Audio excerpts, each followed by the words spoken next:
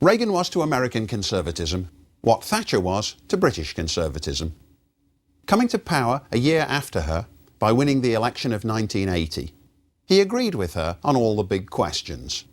Like her, he believed that capitalism was morally defensible, that Soviet communism was evil and should be combated as fiercely as possible, that excessive government spending was a drag on the economy, and worse, that it was a moral affront to the citizens. Reagan had risen to prominence in the Hollywood of the 1930s and 40s, had made a successful jump to television in its pioneer days of the 50s, and then had become a Republican activist in the Goldwater campaign of 1964. Elected governor of California in 1966 and again in 1970, as we saw in an earlier lecture, he positioned himself as the enemy of campus activists and black militants, finding both issues popular among the electorate. Coming to Washington in 1981, he alarmed parts of the electorate and policy establishment by denouncing the Soviet Union as an evil empire, and by declaring his intention to hasten its demise. The checks and balances of the Constitution prevented Reagan from sweeping away federal programs with quite the relish he had intended, but he promoted a new attitude in favour of unregulated business and economic growth. Embodying the conservative movement of the foregoing decades, he also embodied some of its contradictions. Pro-family social conservatives, especially the moral majority, felt disappointed that in practice he would give little support to their agenda. They remained loyal to him anyway, not least because of his ability to make conservatism seem normal, friendly, relaxed and all-American, qualities it had certainly not exhibited in the strenuous days of the 1950s and early 60s. Well, Reagan, after 2 successful terms as governor of California, made a successful bid for the Republican presidential nomination in 1980, and then won the election over the incumbent Jimmy Carter. Carter had faced a combination of slow economic growth, the 1979 fuel shortage, during which time prices rose very, very sharply, the Soviet invasion of Afghanistan, and the Iran hostage crisis. Edward Kennedy's challenge to Carter in the 1980 Democratic primaries violated the usual consensus for a sitting president. Already by the beginning of 1980, Carter was dreadfully unpopular, certainly among Republicans, but also among many Democrats, who felt that he'd failed in his economic policy and in his foreign policy. And Ted Kennedy gambled that the memory of Chappaquiddick was now far enough away that he'd once more become a viable candidate for the presidency, just as he'd remained viable in running again and again for his seat in as Massachusetts senator. That proved to be a miscalculation on Ted Kennedy's part, but certainly the effect of having 2 prominent Democrats running against each other, one of them an incumbent president, could only help the Republican. The failed hostage rescue mission intensified the sense of America as a floundering giant, having immense power but being unable to use it effectively. Reagan, with his victory, brought a new mood of optimism and self-assurance to the White House. His rhetoric included phrases like, "It's morning in America." That was the theme of his re-election campaign in 1984, which was an easy victory over Walter Mondale. And Reagan demonstrated better than any recent conservative predecessor the capacity for good cheer, enjoyment and relaxation. His detractors said that he was lazy and stupid. Even some of his friends were sometimes alarmed at what he didn't know. His speechwriter Peggy Noonan described his mind as barren terrain. And the journalist David Broder spoke of the desert between Ronald Reagan's ears.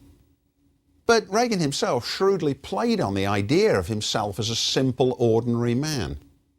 He was actually quite hard-working, with a good grasp, at least on the issues that interested him. He once joked that a hard day's work never killed anybody, but he said, "Why risk it?" That was a characteristic remark of Reagan's, in which he gently denigrate himself to give the appearance that he was just one of the ordinary people. Recently, publication of his handwritten radio speech notes has further elevated his reputation for actually having been quite thoughtful on the principal issues, particularly those that concerned him. He was very good at delegating responsibility, and there's no question that he didn't work as many hours in the day as his predecessor Jimmy Carter had done. But of course it's important to be able to delegate, and keeping all affairs in your own hands isn't necessarily a virtue. Although, because Reagan left a lot of issues in the hands of his subordinates, that did encourage a certain amount of strife and rivalry among his cabinet appointees, who often differed very, very conspicuously. Reagan's sympathy for the libertarian side of conservatism prevented him from acting on the new Christian rights agenda.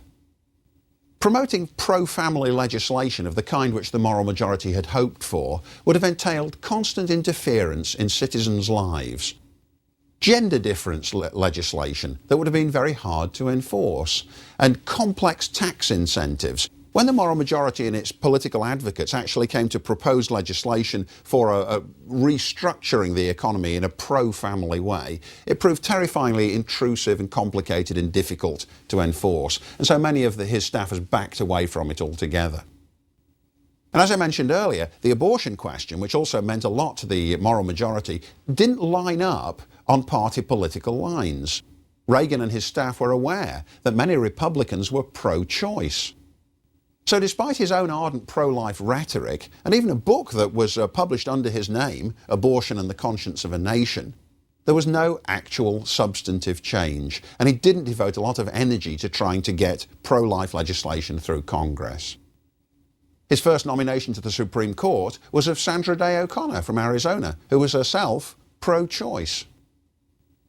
Reagan was ideologically zealous, but this was a zeal always checked by a sense of what would be politically popular, and he never pushed unpopular policies too hard. That in turn vexed the conservative intellectuals. For them, getting the ideas right was all important. But of course, for people in power, it's getting the power and holding on to it which tends to matter most. So the sheer fact that the conservative movement was now in power actually diluted rather than concentrated many of its energies. Emmett Tyrrell, who was the editor of the American Spectator, one of the conservative journals of the 70s and 80s, noted that the conservative intellectuals had very little in common with the country club Republicans who now swept into Washington, and the high fashion tone that was set by the First Lady, Nancy Reagan. This was a world very different from the world of National Review and the world of the public interest or commentary. Reagan luckily survived an assassination attempt very early in his first term of office, and that won him renewed popular sympathy and support. This was in his first year of office. He was shot by a deranged young man named John Hinckley Jr., not because Hinckley opposed Reagan, but because he was obsessed by the movie star Jodie Foster, and this was Hinckley's bid for her attention. Reagan himself was cheerful during his recovery. He was lucky not to be more seriously wounded. And that gave the lie to earlier allegations that he was too old and too weak to be president. The fact that he was so perky and cheerful and was soon back at his desk in the White House projected a sense of strength and resolution. His economic policies were controversial right from the beginning. The general name given to them was Reaganomics. He gave the promise of strong economic growth, lower taxes, and higher revenues coming in to the government. Now, the stagflation of the 1970s, this nasty combination of stagnation and inflation, had discredited the Keynesian orthodoxy, which to some extent both parties had shared for the past few decades, which asserted that you either have inflation or stagnation. Suddenly there seemed to be both, and the theory couldn't adequately account for it. Reaganomics, which the older George Bush, who'd been Reagan's rival in the Republican primaries of 1980, called voodoo economics, moved attention away from questions of demand, which had preoccupied the Keynesians, towards stimulating increased supplies. And this got the general name of supply-side economics. The point man in Congress for this new approach was Congressman Jack Kemp, who'd formerly been a football player, the Buffalo Bills quarterback. He was a self-taught enthusiast for conservative plans to stimulate economic growth. Now, one very interesting element of Reaganomics was the Laffer curve, named after Arthur Laffer, the economist who invented it, which demonstrated a paradoxical relationship between tax rates and the amount of revenue that the government actually gets from taxation. Laffer pointed out the following facts, or the following theory. If the tax rate is 0%, obviously no revenue comes into the government because it's not charging anything. But, said Laffer, imagine if the tax rate was 100%. Then still the government would get nothing because nobody would have any incentive to work at all. On the other hand, if you have a low rate of taxation, suppose you tax people 5% of their incomes, then you are going to get quite a lot of revenue because people have got an incentive to work hard because they're going to hold on to 95% of it, and the government will get plenty of what's left over. If you make the tax rate 10%, it may be that you'll get even more because people still have the incentive to work hard to get the residual 90%. But, said Laffer, beyond a certain rate, the actual revenue the government gets doesn't keep on rising, it begins to decline until by the time you reach the 100% point, it's back to zero again. Why? Because citizens have got declining work incentives and because they've got a stimulus to cheat. Now, I mentioned last time that in the socialist days, Britain had very, very high tax rates, and that led wealthy Britons to leave the country altogether, taking as much of their wealth with them as they could possibly get out of the country. Clearly, lowering tax rates, as the Conservative governments in Britain eventually did, meant that more people stayed and more people had an incentive to work harder. So the Laffer curve embodies a paradox, which is that lower tax rates can mean more revenue.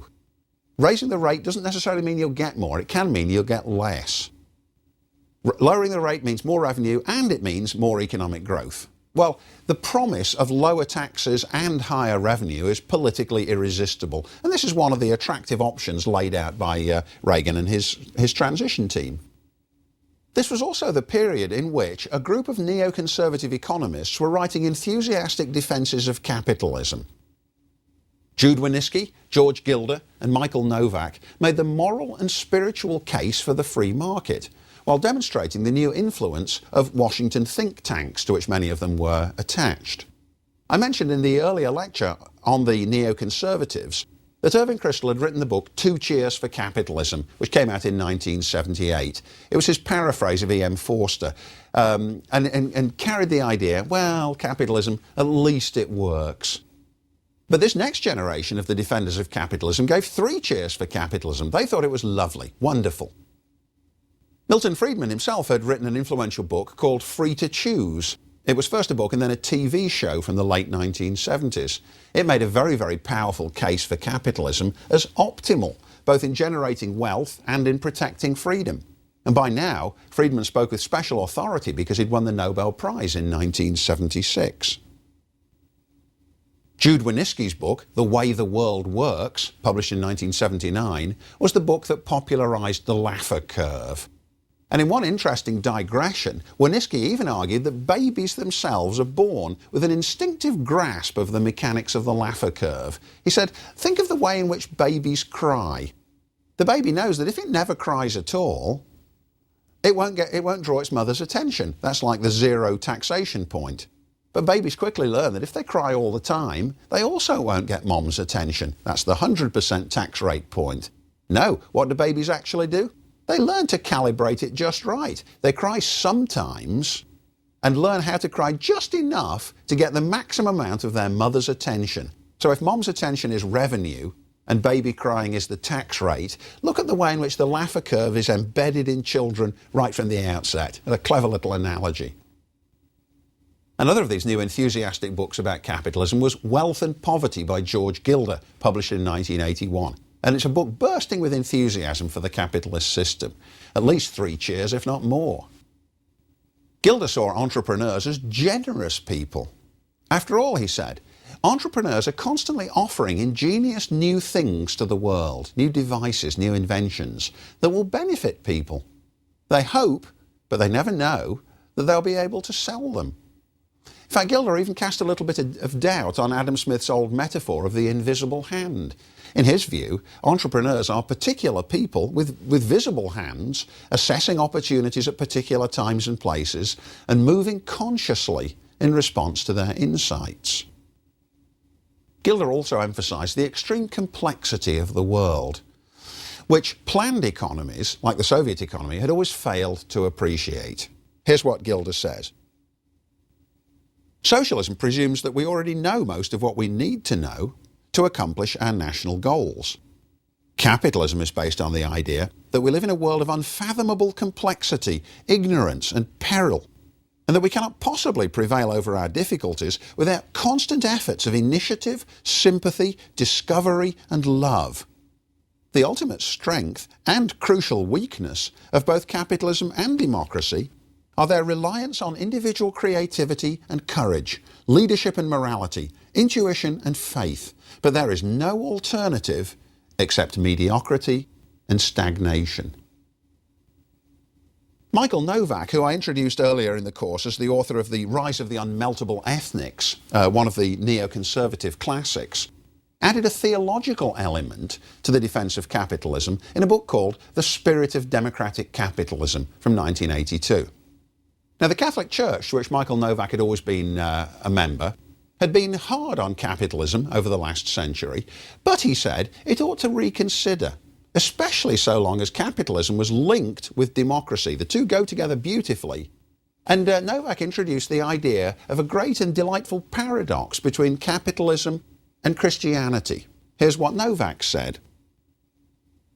Capitalist ideology follows the paradox of Isaiah and Christ, that redemption should come in the most unlikely spot, through the weakest and poorest of persons, as in the carpenter from a very poor and undeveloped part of the Roman Empire. In a related way, capitalist thinkers discovered the dynamic energy to change the face of history, not where it might be expected, in human nobility, grandeur and moral consciousness, but in human self-interest, in the pettiest and narrowest and meanest part of human behaviour lies the source of creative energy. Well, it's a lovely paradox, isn't it, that the saviour wasn't a king, he was a carpenter who died the disgraceful death of a criminal, and yet he was the saviour of the world. Novak suggests capitalism's something like that. The source of wisdom comes from an unexpected place.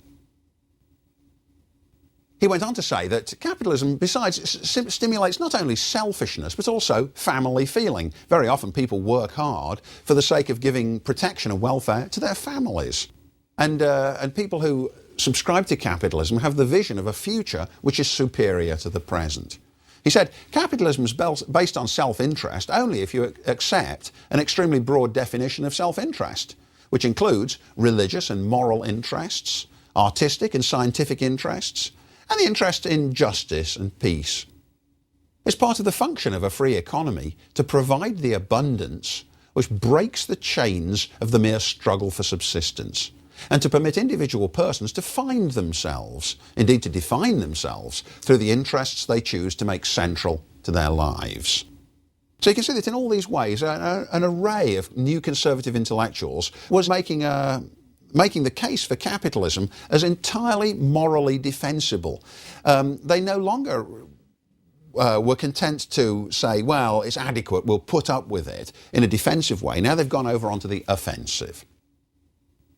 One of President Reagan's early miscalculations, one of his few missteps in his first administration, was in his failure to understand the new popular mood in connection with environmental questions. He'd appointed as Secretary of the Interior James Watt, but soon realised that doing so had been a mistake. It wasn't long before Watt had become an embarrassment. The Environmental Protection Agency had come into existence at the beginning of the 1970s during the Nixon administration, and its first administrator, William Ruckelshaus, had been a moderate Republican who was intensely interested in environmental questions. Some conservatives in the 1970s, including Barry Goldwater, who was still an Arizona senator, and Reagan himself, saw environmental impact reports and clean air legislation as brakes on economic growth. They were afraid that too much squeamishness and too much scrupulosity about the environment might make America weaker in its confrontation with the Soviet Union. Goldwater said, we're going to be freezing to death in the dark while we fiddle about with the environment instead of making ourselves more powerful still. But the environment was like the abortion question. It didn't fit along party lines. Large numbers of Republicans were very, very serious about it. And it wasn't long before there was bitter criticism from inside the Republican Party of James Watt, the Secretary of the Interior, and of Ann Gorsuch, the Environmental Protection Agency Administrator, for their negligence of their proper role and for making sweetheart deals with corporations, permitting them to pollute. Both of them even refused to meet with the leaders of the big environmentalist organisations which had become powerful lobbies inside Washington, D.C. And it wasn't long before both of them had to depart under a cloud. And in fact, Reagan actually brought back Ruckelshaus, the first administrator, as a way of trying to revitalise the EPA and begin to say that, yes, he too was serious about the environment. It's an interesting question. How close is the connection between conservative and conservationist? Obviously, linguistically, they come from the same root. They both favour of looking after something which is in danger, civilization and the environment. It's reasonable to see the two as intimately connected. On the other hand, the libertarian element of American conservatism rejects concerns that tend to put a brake on economic growth or to value intangibles. And of course, the environmental movement also carried, to many conservatives, the mood of the counterculture of the 1960s and the early 70s, which they emphatically rejected. It sounded like the enthusiastic project of the hippies. Well, now, in foreign policy, President Reagan rejected the concept of détente, and he denounced the Soviet Union as the evil empire. He authorised an immense military build-up, which contributed to severe budget overruns. This is one of the great paradoxes of the Reagan era. He favoured smaller government in theory, but he found bureaucratic and popular resistance to dismantling departments immense, and it wasn't long before he gave up trying. His promise to dismantle government departments never amounted to anything. And at the same time, he built up the Defence Department with massive budget increases, making big government bigger than it had ever been before, and putting the government further into debt than it had ever been before. Supply-side economics, to the extent that it worked, didn't work well enough to make up the difference. It certainly isn't the case that tax cuts were causing an abundance of revenue to flow in and helping to diminish the national debt. Just the opposite. Boldest of all Reagan's foreign policy initiatives was the SDI, the Strategic Defence Initiative, which was soon nicknamed Star Wars, after the vastly popular film which had come out in 1977. The idea of the SDI was to put anti-ballistic missiles into orbit to shoot down Soviet strikes before they could even enter the atmosphere, so that in the event that the Soviet Union launched its nuclear missiles, American orbiting weapons would counter-strike against them and nullify the threat very early on. It was an extremely expensive project. Research and development stages took place during the Reagan administration, and it was widely doubted whether the project was in fact actually going to work. On the other hand, Reagan was very serious about trying to rid the world of nuclear weapons, much to the consternation of neoconservative intellectuals. The Soviet Union was in ferment in the 1980s. Mikhail Gorbachev, who came to power in 1985, was clearly a very different kind of Soviet leader from his predecessors Brezhnev and Andropov. And it was Gorbachev who announced the policies of perestroika and glasnost, opening up the Soviet Union to a less repressive regime. Reagan was convinced he could deal with Gorbachev, and he took very daring steps towards laying the groundwork for the abolition of nuclear weapons at the Reykjavik summit in Iceland in 1986. He believed that both sides could benefit from the abolition of ballistic missiles so long as it was mutually enforceable. In other words, he was reviving some of the hopes of the détente negotiators of the 70s, which Team B had so emphatically denied in the late 1970s. Reagan also laid the groundwork for START, the Strategic Arms Reduction Treaties, actual arms reduction agreements, which were in fact signed the next year, 1987. So in this respect, Reagan demonstrated a great flexibility once he saw signs of genuine shifts in the Soviet position. He was much more willing to adapt than, for example, Norman Podhoretz and many of the other foreign policy neoconservatives, who were terrified at what Reagan was doing and feared that he was exposing America, naively and credulously, to potential Soviet attack. But still, Reagan was a Cold Warrior. His Cold War attitudes led to an ideologically based set of interventions in Latin America. and raised again the question of whether America should ally itself with tyrannical regimes. Earlier I mentioned the distinction which Jeane Kirkpatrick had made between authoritarian and totalitarian regimes. And that Kirkpatrick had said, we can align ourselves with authoritarian regimes, but not with totalitarians. Kirkpatrick became influential because Reagan had selected her to become his ambassador to the United Nations. Reagan's support for the Nicaraguan Contras and for the regime in El Salvador both involved harrowing human rights problems. There was strong evidence that the Salvadoran government used death squads to intimidate and kill regime opponents. And the fact that President Reagan's government was supporting that government was a source of bitter unpopularity and controversy throughout the 1980s. Much more harmonious was Reagan's good working relationship with Margaret Thatcher, the British Prime Minister, although she too remarked, off the record, that he just didn't work hard enough and didn't try hard enough to learn the details of the policies in which they commonly shared a belief. The Conservative intellectuals who'd spent the previous generation struggling for influence found that they still had little access to power. Conservative politicians were more preoccupied with re-election and with questions of power than with getting the ideas exactly right. Nevertheless, Reagan was aware that the Conservative movement from the 50s through the 70s had contributed to his winning the presidency in the first place. He was on close personal terms with William Buckley, who was a regular advisor to him. So National Review, in a way, had become the kind of house organ of the Reagan presidency. But still, the policy people and the intellectuals were a little bit at odds. Here's a speech that Reagan made in 1985, asserting the compatibility of ideas and power. He argued that the tide of history is moving irresistibly in our direction, that liberalism was virtually bankrupt of ideas. It has nothing more to say, nothing to add to the debate. It has spent its intellectual capital, such as it was, and it has done its deeds. We in this room are not simply profiting from their bankruptcy. We are where we are because we're winning the contest of ideas. In fact, in the past decade, all of a sudden, quietly, mysteriously, the Republican Party has become the party of ideas. All of a sudden, Republicans are not defenders of the status quo, but creators of the future. Well, that was a partially, if not an entirely convincing claim. The long-promised assault on federal gigantism soon fizzled, and government spent more money than ever before. Reagan also had a disappointment in his attempt to nominate to the Supreme Court Robert Bork in 1987. This is another area in which he was thwarted. It demonstrated the intensity of liberal opposition to his point of view. Robert Bork himself was a former Yale Law School professor and was a judge on the District of Columbia Appeals Court. He was a member of the Federalist Society, opposed to recent trends in judicial activism, and in favour of original intent. That is, that judges ought to try to work out what the founders had intended and to do the same thing, that clearly the intent of the people who wrote the Constitution remained vitally important. There was an extremely energetic campaign to discredit him by the American Civil Liberties Union and by other liberal activists who alleged that he would destroy the Roe v. Wade precedent and even that he might undermine the progress of the civil rights movement itself.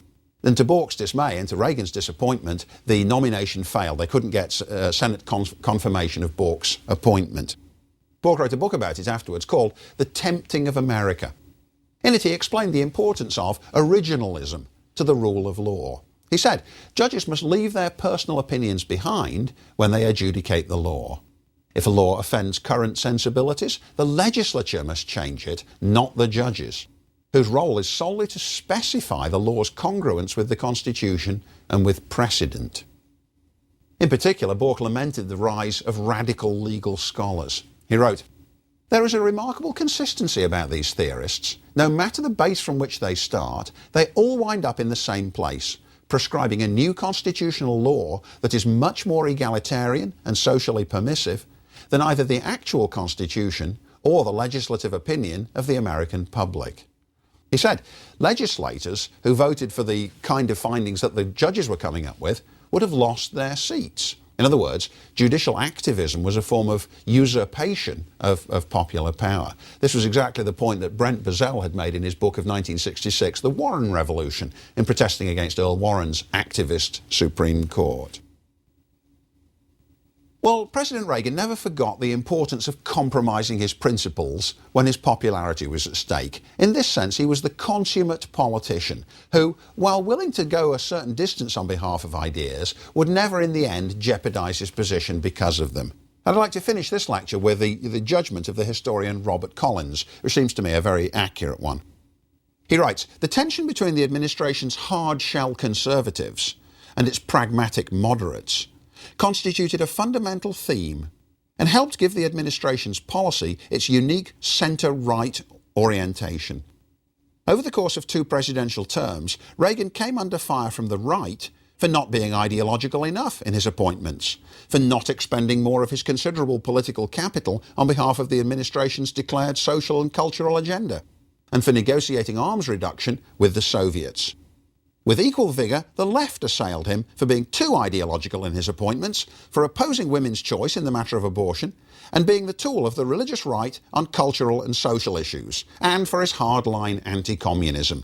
Well, that's evidence that you can't possibly please all the people all the time, and a reminder that, depending on how you looked at him, Reagan was either the epitome of a good conservative president or a severe falling short of the ideal conservative president whom the intellectuals might have looked for beforehand.